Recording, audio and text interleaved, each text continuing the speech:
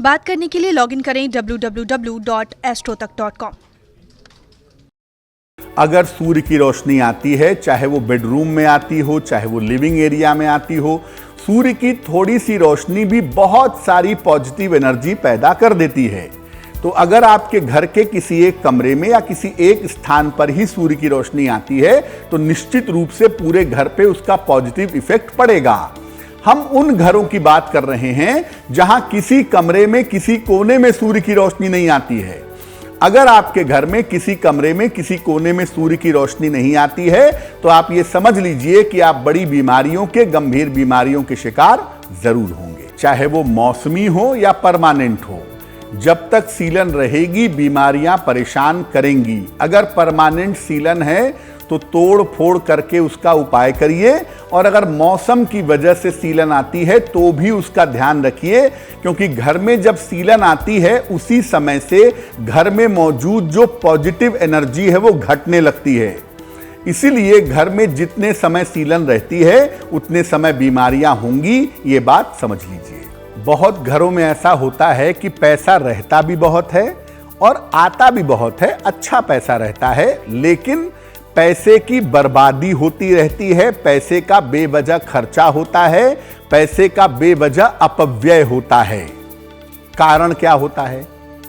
घर में अगर पानी की बर्बादी होती हो, आप टैप का पानी बर्बाद करते हो, नहाने में बेवजह पानी इस्तेमाल करते हो, घर में पानी वेस्ट होता हो, आपके घर में पैसा कभी नहीं बचेगा। जिन घरों में पानी की बर्बादी होगी वहां पर पैसा बचना असंभव है।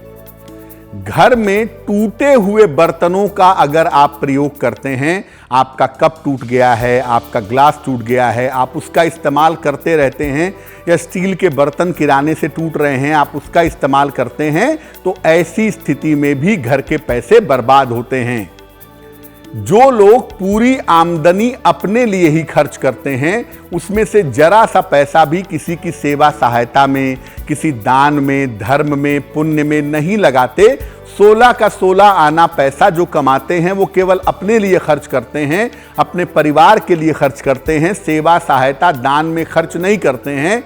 ऐसे लोगों का पैसा भी बर्बाद होता है। ऐसे लोगों का पैसा इधर खर्च नहीं होगा तो उधर खर्च होगा और पैसे की बचत नहीं होगी। देखिए, धन की 3 अवस्था है। पहला है भोग, धन का भोग करिए। दूसरी अवस्था है दान, कुछ ना कुछ दान करिए। अगर भोग भी नहीं करेंगे, दान भी नहीं करेंगे तो धन की तीसरी अवस्था है नाश। यानी अगर भोग भी नहीं किया, दान भी नहीं किया तो धन का नाश ऑटोमेटिकली हो जाता है।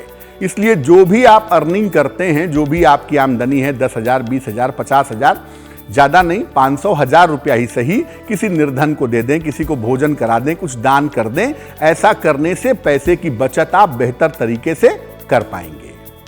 क्या उपाय करें कि पैसे की बर्बादी ना हो? पहला काम, पानी की बर्बादी पर अंकुश लगाइए। घर में पानी बेवजह बर्बाद नहीं होना चाहिए। अगर टोटी खराब है, कहीं से पानी टपक रहा है, पानी बेवजह बहता रहता है, उस पानी की बर्बादी पर अंकुश लगाइए।